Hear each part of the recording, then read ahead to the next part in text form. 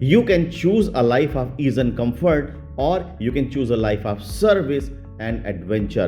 दोस्तों, Jeff Bezos ने young entrepreneurs को ये सलाह दी है। जी हाँ, उन्होंने एक इंटरव्यू में ये कहा कि या तो आप ईज एंड कंफर्ट वाली लाइफ ही चूज कर लो या फिर आप सर्विस और एडवेंचर वाली लाइफ चूज कर लो।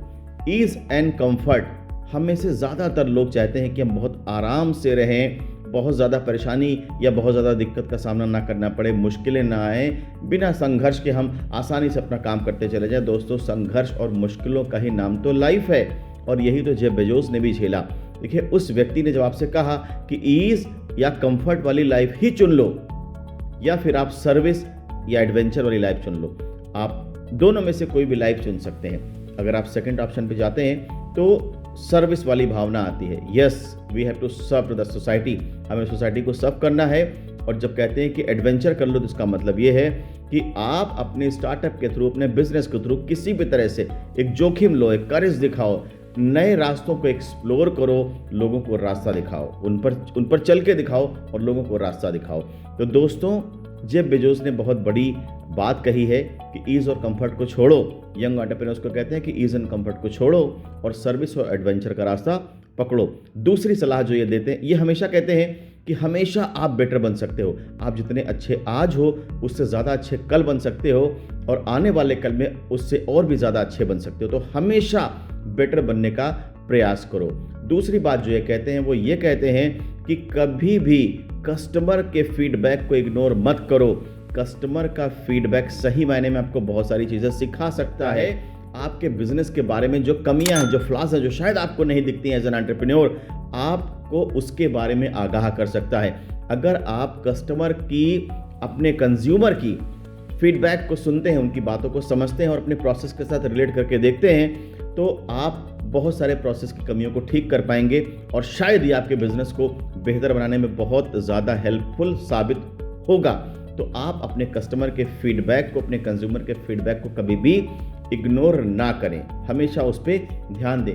तीसरी बात ये कहते हैं कि जब भी आपके सिस्टम में कहीं कोई समस्या आए तो हमेशा ध्यान रखिए कि आपको ट्रीटमेंट असली समस्या, रूट कॉज का करना है, ना कि सिम्टम का करना है। जहाँ से समस्या का जन्म हुआ है, जहाँ से समस्या उत्पन्न हुई है, ट्रीटमेंट उस जगह का करना है, सिर्फ सिम्टम का नहीं।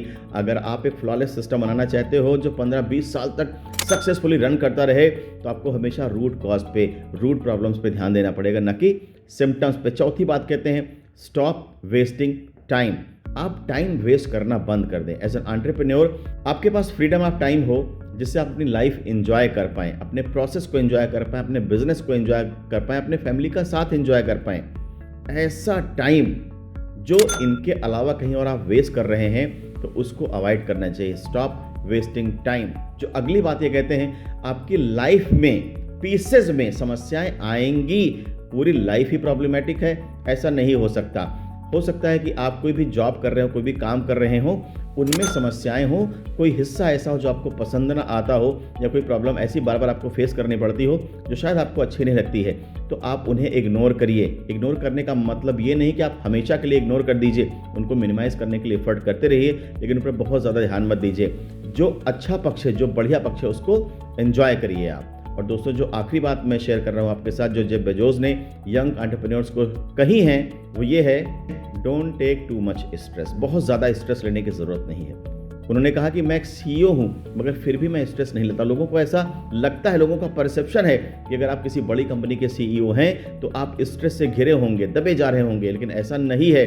उन्होंने कहा कि मैं बहुत ज़्यादा स्ट्रेस नहीं लेता हूँ, मैं क्यों लूँ स्ट्रेस, मेरे पास तो पूरी अथॉरिटी है काम करने की। तो दोस्तों, अपनी अथॉरिटी का पूरा इस्तेमाल करें, अपनी सृजनात्मक शक्ति का, अपनी रचनात्मक शक्ति का पूरा इस्तेमाल करें और एक शानदार स्टार्टअप का निर्माण करें। जेफ बेजोस की ये सलाह आपके बहुत काम आने वाली है। Thank you so much for watching this video.